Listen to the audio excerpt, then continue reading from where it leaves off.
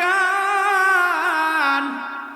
একজন হাফেজ আর আলেমের কি দাম হবে বন্ধুরা, আমরা একটু খেয়াল করে শ্রবণ করবেন। আমার জিজ্ঞাসা, আপনারা কি মন খারাপ করতেছেন নাকি?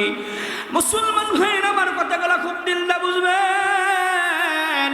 আল্লাহর পয়গম্বর বলেন, আশফা ইয়াউমাল কিয়ামাতি সালাসাতুন সুম্মাল আম্বিয়া সুম্মাশ শুহাদা সুম্মাল উলামা। কাল কোনদিন কিয়ামতের ময়দানে तमाम মানুষ যখন ইয়া নাফসি করতে থাকবে, ওই সময় বন্ধুরা আমার একজন মানুষ শুধু বলবে, ইয়া উম্মতি ইয়া উম্মতি। উনি হলেন আমার আপনার নবী, নবী মুহাম্মাদুর রাসূলুল্লাহ সাল্লাল্লাহু আলাইহি ওয়াসাল্লাম। মুসলমান ভাইরা আমার, ওই কাল্পনিক কিয়ামতের ময়দানে কেউ কাউকে চিনবে না। আসসালামু আলাইকুম ওয়া রাহমাতুল্লাহি ওয়া বারাকাতুহু।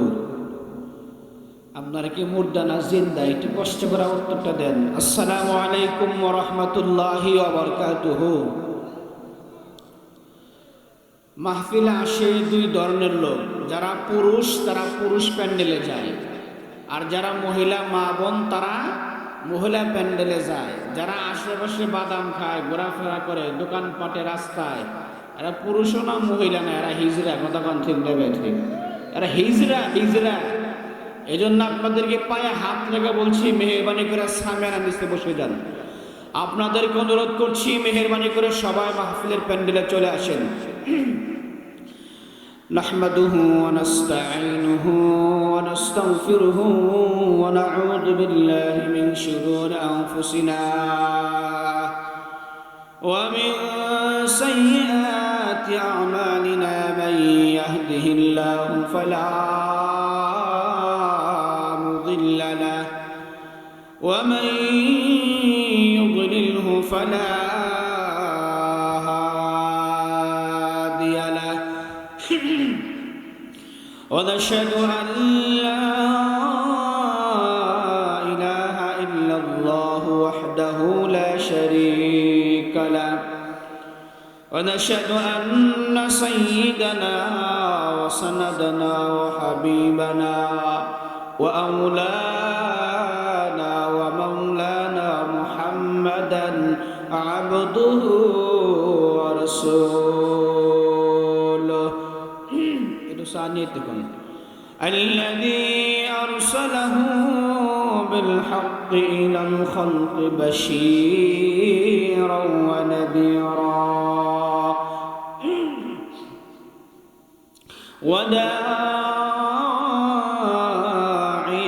إلى الله بإذنه وسراجا وقمرا منيرا أما بعد فقد قال الله تبارك وتعالى في كلامه المجيد والفرقانه الحميد وقال تعالى كل نفس ذائقة الموت وقال تعالى إذا جاء أجلهم لا يستأخرون ساعة ولا يستقدمون وقال النبي صلى الله عليه وسلم إن الله لا ينظر إلى صوركم وأموالكم ولكن ينظر إلى قلوبكم وأعمالكم صدق الله المولانا العظيم لا إله দিলে জবানে তার নাম জপিলে জান্নাতের দ্বার যাইবে খুলে মারহাবা।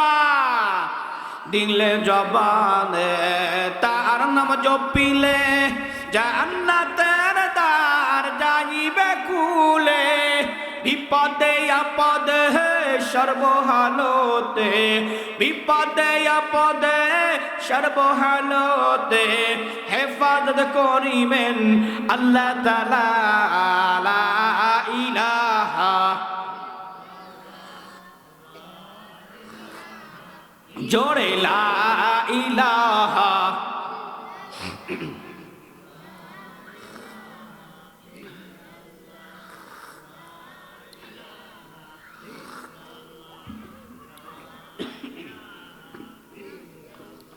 লা ইলাহা ইল্লাল্লাহু মুহাম্মাদুর রাসূলুল্লাহ। সবাই পড়েন সাল্লাল্লাহু আলাইহি ওয়াসাল্লাম। আলহামদুলিল্লাহ। আপনারা কি মন খারাপ করছেন? রাগ করছেন নাকি আপনারা? আপনাদের সামনে কোরআনে কারিম থেকে একটা আয়াতে কারিমা তেলাওয়াত করেছি, বিশ্বনবীর হাদিস থেকে এক টুকরা হাদিস পেশ করেছি। আল্লাহ তৌফিক দিলে এই আয়াতে হাদিসকে সামনে রেখে কিছু মুক্তাসার কথা বলবো। আমা তৌফিক ইল্লা বিল্লাহ, আলাইহি তাওয়াক্কালতু ওয়া ইলাইহি উনীব। সকলে পড়েন আল্লাহুম্মা আমিন। তো আল্লাহ পাক রব্বুল আলামিন আমাদেরকে দুনিয়াতে পাঠিয়েছেন, একটা টার্গেট নিয়ে পাঠিয়েছেন। মানুষ দুনিয়াতে মনে করেন যেই কাজ করুক তার একটা টার্গেট থাকে। যেমন আপনি চাকরি করেন, টার্গেট হলো মাস শেষে বেতন পাবো। কথা কন ঠিক না বে ঠিক? জমিনে ফসল ফলাইছেন, আপনার একটা টার্গেট আছে, নির্ধারিত সময়ের ভিতরে আল্লাহ তাআলা ফসল আপনাকে ঘরে উঠায় দিবেন। রিজিকের মালিক কে? আল্লাহ। তো আমার মালিক আমাকে আপনাকে তৈরি করেছেন, তার একটা উদ্দেশ্য আছে না নাই? কি উদ্দেশ্য? ইল্লা লিয়াবুদুন। আল্লাহ বলে তোমরা আমি আল্লাহ ছাড়া ইবাদত করবা না। ইবাদত করব কার? আরো আস্তে কন, কার? দোস্ত, এই দুনিয়া থাকার জন্য আসি নাই, সবাই কবরও চলে যাব। এজন্য ওই কবরে এমন কঠিন অন্ধকার কবর, অন্ধকার ঘর, কেউ মনে করেন দুনিয়াতে থাকতে পারবো না। রাজা বাদশার জন্য সবই একই ঘর, একই কাফন। এজন্য ওই কবরে আমার আপনার কেউ আপন হবে না। ওই কবরে থাকার জন্য কিছু সামানা তৈয়ার আমার আপনার দরকার আছে না নাই? আছে। দেখেন না, মানুষ অ্যাক্সিডেন্টে মানুষ মারা যায়, মোটর সাইকেলের চাক্কার নিচে পড়ে মরে যায়, পানির ভিতরে ডুবে মরে যায়, আগুনে পুড়ে মরে যায়। এই জন্য আল্লাহর কাছে চাইবেন, আল্লাহ মরণটা যেন আমার ভালো হয়। সুবহানাল্লাহ কইবেন না? আল্লাহ মরণ তো হবেই, মরণটা যেন আমার জায়নামাজের সিজদার ভিতরে হয়। ও মালিক, আপনার কুদরতি পা ধরে বলছি, আল্লাহ মরণ তো হবেই, মরণটা যেন তাহাজ্জুদ নামাজের ভিতরে হয়। এজন্য মরণ যার যত ভালো, কবর তার তত শান্তি। সুবহানাল্লাহ। আল্লামা বাইজিদ বুস্তামি রহমাতুল্লাহি আলাই, উনি যখন মার পেটে ছিলেন, বাচ্চাই কথা বলে কেন? উনি যখন মার পেটে ছিলেন, বাইজিদের বাবা ওসিয়ত করে গিয়েছেন যে স্ত্রী, বিবি, আমি যদি দুনিয়া থেকে চলে যাই, আমার সন্তান যখন দুনিয়াতে আসবে, তোমাকে আমি বলে গেলাম আমার সন্তানকে তুমি হক্কানি আলেম আর হাফেজ বানায়ো। সুবহানাল্লাহ কোন। আল্লাহর কি নীলা খেলা। উনি দুনিয়া থেকে চলে গেলেন, বুস্তামির বাবা দুনিয়া থেকে চলে গেলেন, ওসিয়ত করে গেছেন সন্তানকে আলেম বানাইতে। কিন্তু আস্তে আস্তে দুনিয়াতে হযরত বুস্তামি বাইজিদ চলে আসলেন, হাঁটি হাঁটি পা পা করে বড় হয়ে গেলেন। এরপরে ওনার মা সন্তানকে ডাক দিয়ে বলে, বাবা আমি তোমাকে মাদ্রাসা দিতে চাই, হক্কানি আলেম আর হাফেজ বানাইতে চান। সুবহানাল্লাহ জোরে কোন। মুসলমান ভাইরা আমার কথাগুলা খুব দিলটা বুঝবেন। বাইজিদের বাবা বন্ধুরা আমার যখন দুনিয়া থেকে বিদায় হয়ে চলে গেলেন, আস্তে আস্তে বন্ধুরা আমার, বাইজিদ বন্ধুরা আমার দুনিয়াতে হাঁটি হাঁটি পা পা করে পদার্পণ করলেন। যখন বড় হয়ে যায়, মা তার সন্তানকে ডাক দিয়ে বলে, বাবা চলো তোমাকে আমি ওই মক্তবে হুজুরের কাছে নিয়ে যাবো। মারহাবা জোরে কোন। মুসলমান ভাইরা আমার, যেই মাত্র বাইজিদ বড় হয়ে যায়,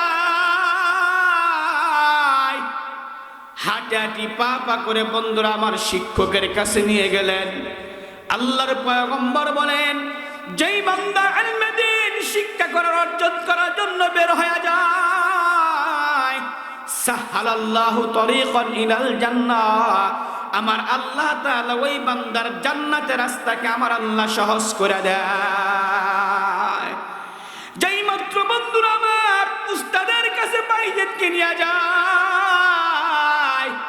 উস্তাদকে ডাক দে, বলে উস্তাদ জি, আমার বাইজিদকে আপনার কাছে আমি দিয়ে গেলাম, যতক্ষণ পর্যন্ত বড় আলেম আর হাফেজ না হতে পারবে অতক্ষণ পর্যন্ত আমার বাইজিদকে বাড়িতে যাওয়ার জন্য ছুটি দিবেন না। জোরে কন্যা মারহাবা। বন্ধুরা, আমার উস্তাদকে যেই মাত্র আপনার দিয়া গেলেন, এই কথা বলিয়া দেয়া গেলেন, বন্ধুরা আমার বাইজিদ সুন্দর করে পড়া শুরু করে দিলেন। বিশ্বনবী রাহমাতাল লিল আলামিন ডাকতে বলেন, বাবা যখন দুনিয়া থেকে বিদায় না চলে যায়, আর ওই সন্তান যদি বাবার জন্য দোয়া করে আল্লাহর কালাম তেলাওয়াত করিয়া, আমার পয়গম্বর ডাকতে বলে, রে উম্মত খানা দেখতে চাই, বলেন তো সন্তানের প্রতি মায়ের এবং মায়ের প্রতি সন্তানের দরদ আছে না নাই? মুসলমান ভাইরা আমার কথাগুলো খুব দিল দা বুঝবেন। বাইজিদের অন্তরের ভিতরে মাকে দেখবে, দিলের ভিতরে বড় তামান্না, কিন্তু মা উস্তাদকে বলে দিয়েছেন যে বড় হাফেজ আর আলেম না হওয়া পর্যন্ত বন্ধুরা আমার ছুটি দিবে না। এমন সময় সন্তান উস্তাদকে ডাক দেয়া বলে, উস্তাদ জি, দীর্ঘদিন হলো আসছি বাড়ি থেকে, মাকে দেখার জন্য ইচ্ছা হয়, মাকে দেখব।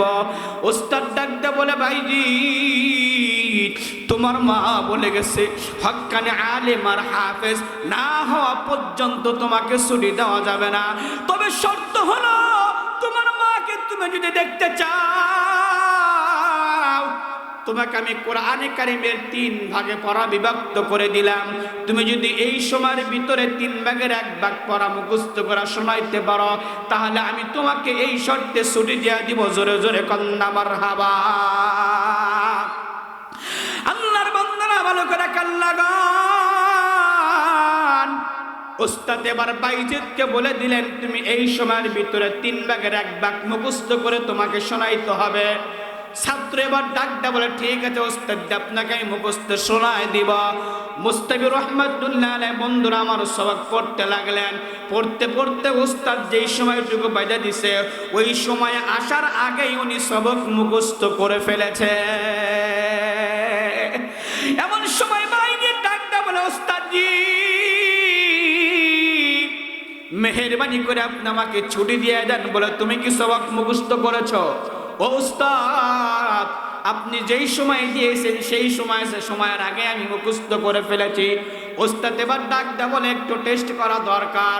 যেই মাত্র বন্ধুরা আমার উস্তাদ টেস্ট করার জন্য শুরু করলেন, যেখান থেকেই সবকার পড়া ধরে ওখান থেকেই বাইরে টাস টাস করে তার পড়া বলে দেয়।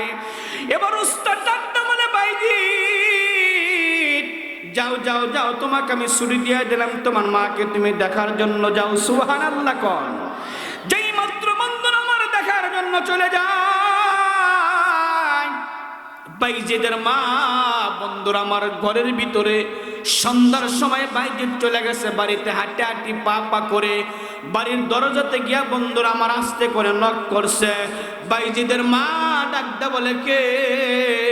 বাইজিদ ডাকতে বলে, মা আমি তোমার সন্তান, এতিম সন্তান।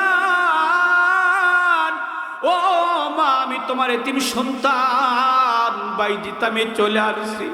ডাকতে বলে, না না, আমার বাইজিদ তো এখন আসার কথা না, কারণ আমি ওস্তাদরে বলে আসছি হাফেজ আর আলেম হবে, এরপরে ওস্তাদ ছুটি দিবে, এরপরে সে বাড়ি তারবে। তুমি আমার সন্তান না। অনেক সময় ডাকাডাকি করা পর্যন্ত বন্ধুরা আমার, এমন সময় বাইজিদ ডাকতে বলে, মা আমি তোমাকে দেখার জন্য আসছিলাম, মনের ভিতরে বড় তামান্না নিয়া। মা ডাকটা বলে, ওরে বাইজিদ আমি তো বলে আসছি হাফেজ আর আলেম না হওয়া পর্যন্ত তুই আমার বাড়ির দিকে আসবে না। মারহাবা।